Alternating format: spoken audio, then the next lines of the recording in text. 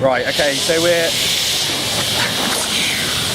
we're at a NISCO event. We're at an NISCO event. There's boards being deflated everywhere. I'm here with SUP legend Casper Steinfath.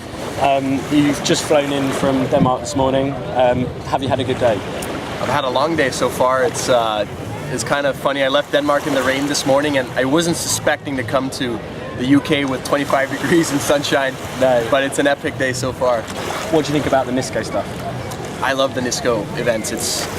Honestly, it's some of my favorite events because when I come to them, you see so many stoked people around. I mean, the boards are awesome. Like, everyone's on the same equipment and they're battling it out in the races, and you know, there's a certain element of seriousness, but there's such a big element of fun. Yeah, it's more of an event than a lot of paddleboard races, isn't it? There's loads going on. I think it's more of a festival. Like, it's the same festival atmosphere, and like, people are just stoked, and like, you can't help but smile, and it's contagious. I think one of the highlights for me today was watching you lead the junior race around, and you know, those guys are, you know, those guys are the future of the sport, and that was really cool to see. I love any chance I can get to paddle with the Groms and the juniors. It's fun. Like, every place has their set of juniors, and like, if you can help like guide the way for them, that feels really good. Yeah. You know, one day they're going to be kicking our butts. Absolutely.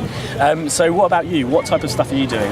We've heard that you're setting up a SUP school in Denmark, is that right? Yeah, so I mean, basically I'm still working full-time as a professional athlete. I'm traveling, doing the world tours with Naish and Red Bull, and but I also started a new chapter of my career recently. I opened a stand-up paddle school called Viking Adventures together with my girlfriend back in Denmark.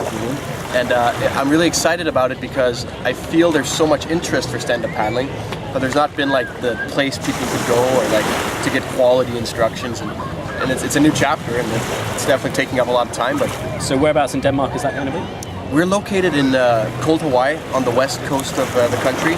It's in a place that's very well known for water sports, and I mean, there's so many different places to paddle close by, whether it's on the ocean or in the lake. So there's something for everybody. Okay, so we know you're pretty busy paddling on the world tour, competing, etc. Why did you decide to give yourself another thing to do and do the SUP school? Well, honestly, I think there's multiple levels to it. Like, it's something I've always dreamed of doing, to start a SUP school and share the passion that I have. I just felt the timing was right. There was a lot of interest for it. My girlfriend, she's studying marketing, so it was a pretty smart move in that sense. Also, it's just I want to be able to stay connected to the sport. Like, I don't at all feel that I'm done being an athlete. Like, I still feel I have so much to improve and learn, but it's something that I want to work more on one day. And, you know, I'm stoked to be doing Viking clinics as well around the world. And, yeah, it's just a new chapter, but there's many chapters to come. Brilliant. We will look forward to seeing some of that. Sort of going on, you're about to run some clinics down here for the people who are staying, who've got any energy after the fantastic day of racing.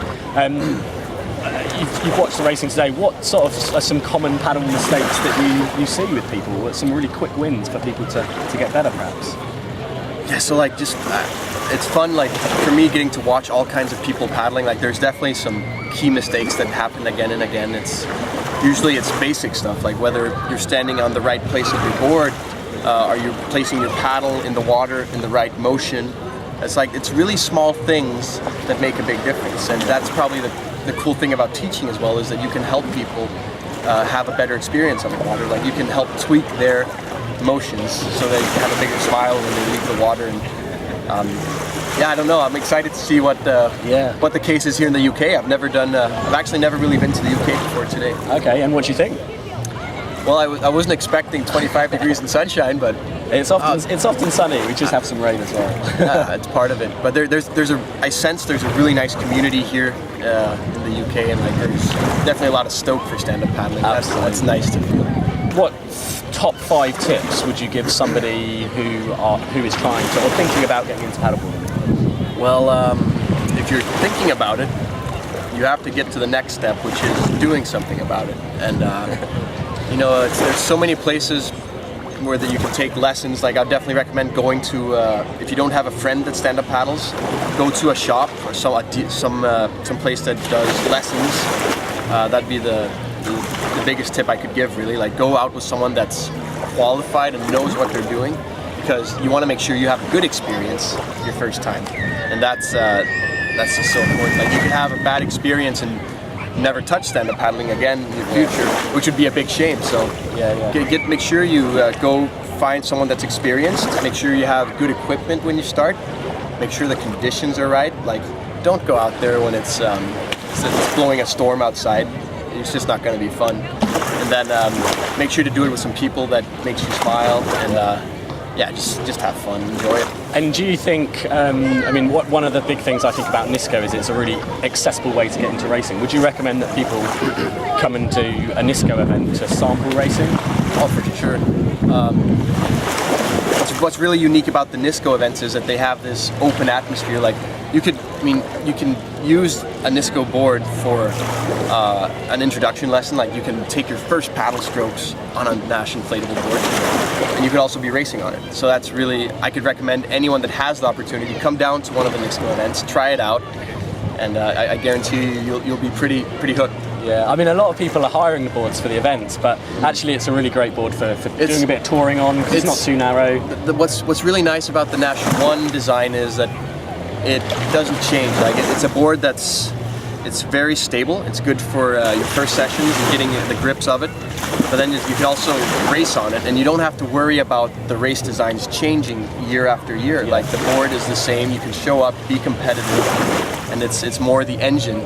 It's you. That's the question. It's a real even playing field. Yeah, it's interesting. Yeah, cool. And can you tell us a little bit about what you're doing with the ISA at the moment, where you see things going, and maybe give us a little bit of a feel for what's happening in Denmark this year?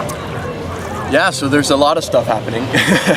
Well, so I was elected vice president of the ISA 3 years ago, which is a huge honor for me. Like, I'm vice president and I'm in charge of the stand-up paddling side of the ISA, which is really interesting. Like, the sport's growing so fast, and to be in touch with all parts of the world is exciting. And for me, the biggest project right now is, I had a dream since I was a little kid, which was to bring, the world's best paddlers to my hometown for a world championship. And this year, that dream is going to become a reality.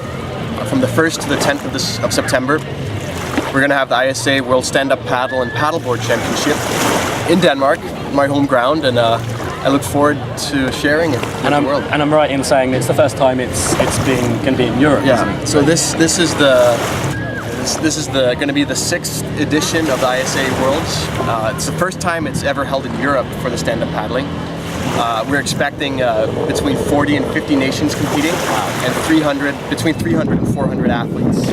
So it's a huge event. Like, what I really like about the ISA Worlds is that it's a nation event. Like, you come as a team. Like, you're not just fighting for yourself, but you're trying to get points for your team so you can do good in the overall rankings. And, it's such a unique event. I can't wait for September. It's always a great event to follow. There's always a good live feed and bits and pieces like that, and the nations get around it. So we're all looking forward to seeing what Denmark has to offer, and I'm sure it'll be good. We're excited. Thank you very much for talking to us, Casper, and I hope you enjoy the rest of your time in the UK.